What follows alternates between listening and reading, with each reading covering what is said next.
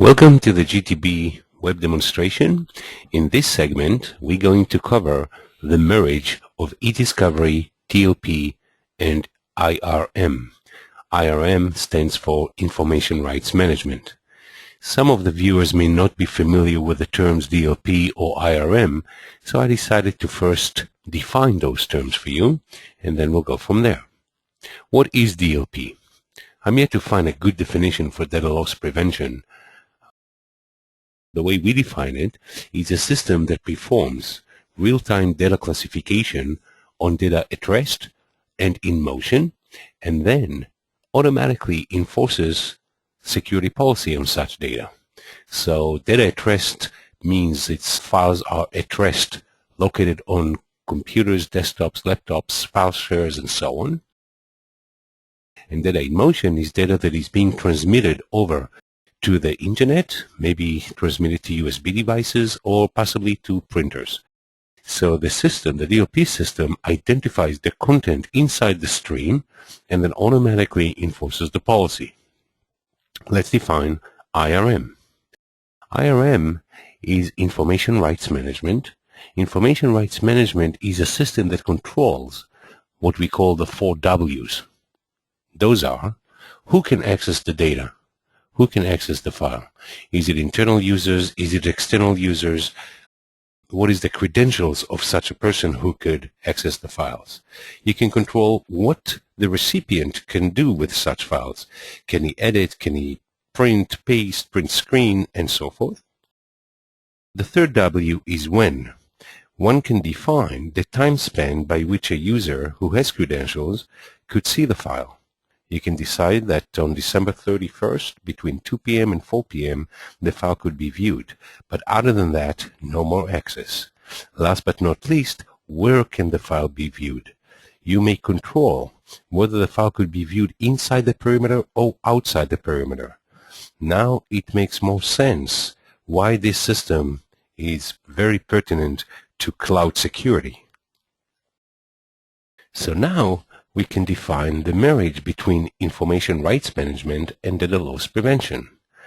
Essentially, what we're talking about is content-aware IRM system, meaning it's an IRM system that automatically manages the 4 W's based on the content of the files using eDiscovery. With that, I'm now prepared to show you how the GTB system performs that.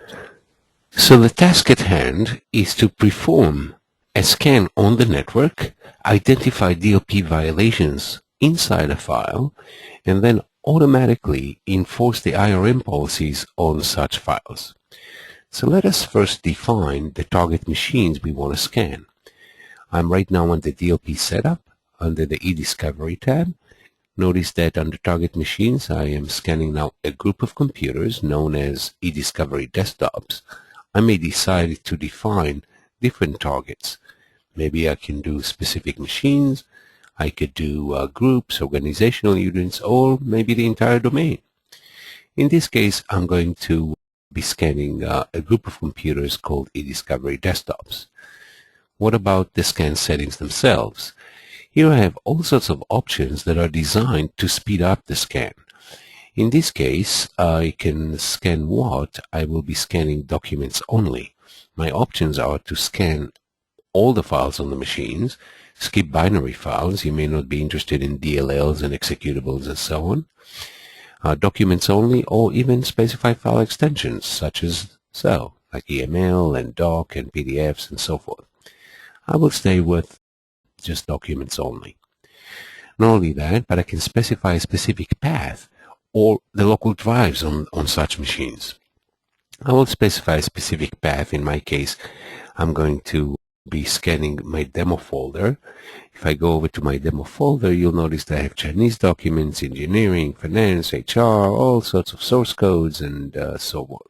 All sorts of files that contain violations. Going back, I can now define the frequency of the scan. Here I'm going to be defining one time and one time only. And then once the scan is done, I will be moving the agents over to real-time monitoring. Again, this is designed to avoid tedious monthly and quarterly scans. Instead, you move the agents over to monitoring mode, real-time monitoring, and then anytime a user saves a file on a machine, such a file will be scanned for violations, and all policies would automatically implement it on it. In this case, I also implementing the IRM policies, so I'm ready to go. But let us see what are the IRM policies I have.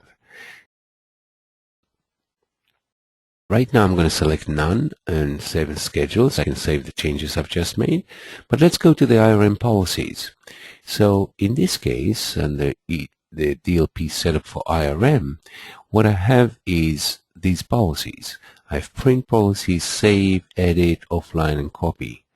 Let me add a new policy, maybe print and copy. Say, let's call it print, screen, and copy. That'll be my policy. And I will note that this is no print screen or copy.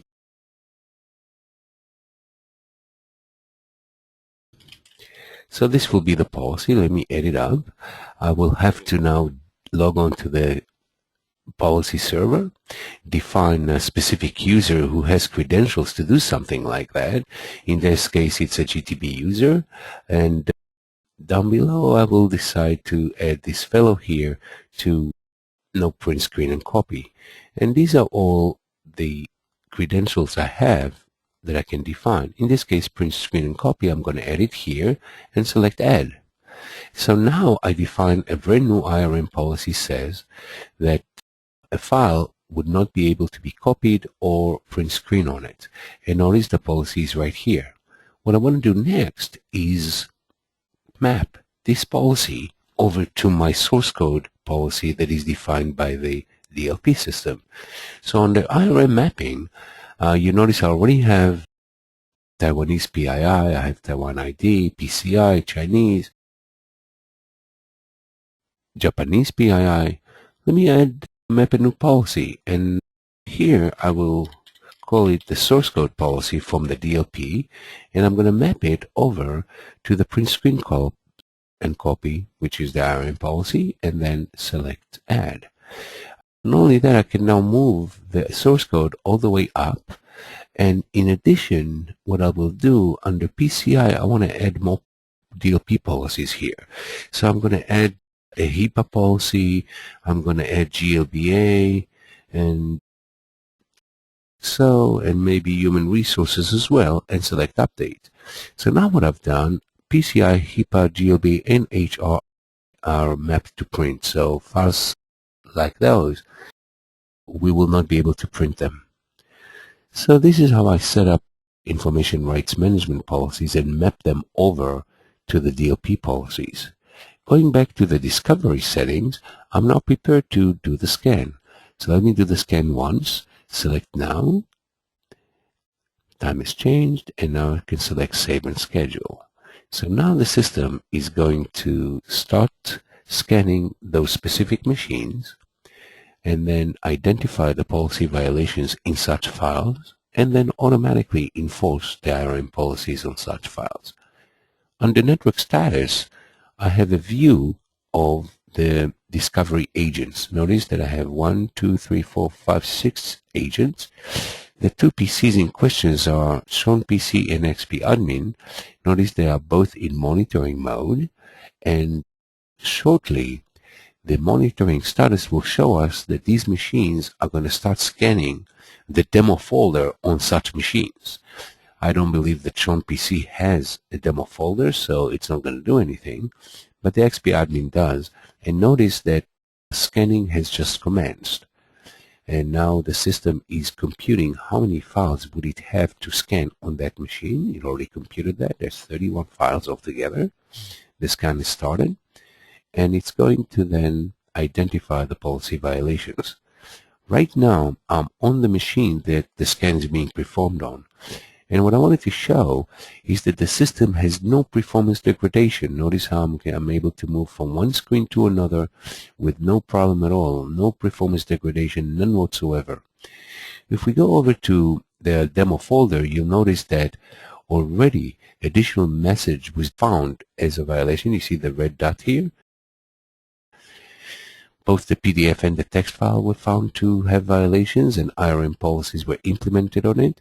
In fact, if we go over to the screen, we will notice that the XP admin is being scanned right now. 10 files have been scanned and 7 violations have been found. Going over to the eDiscovery tab, we will see those violations in real time. So you'll notice that the scan started and the first file was found at 7:15. It was source code. And indeed, it was the file additional message PDF.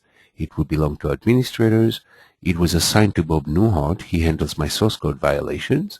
And in this case, you'll notice the description of this file was source code, and the IRM policies was print, screen, and copy. So is the case for this file. And what about this file? Here's a Chinese document, save command.